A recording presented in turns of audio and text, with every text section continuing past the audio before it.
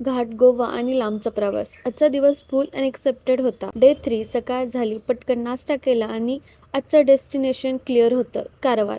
पण हा प्रवास सिंपल नव्हता, कारण आम्ही गोव्यावरून जाणार होतो. रस्त्यावर लागलो आणि कोकणाने पुन्हा आपली जादू दाखवायला सुरुवात केली. घाट, वळणदार रस्ते, एका बाजूला डोंगर आणि दुसऱ्या बाजूला खोल उतार. राईड नाही, फुल एक्सपिरियन्स चालू होता. गोव्यातून जाताना एक वेगळी, थोडं रश, थोडी एनर्जी, पण आमचं मन पुढच्या डेस्टिनेशनकडे होतं, कारवार. प्रवास लांब होता आणि वेळ कधी निघून गेला कळलंच नाही. संध्याकाळी होईपर्यंत आम्ही कारवारला पोहोचलो, पण खरं चॅलेंजिंग आत्ताच सुरू झालं.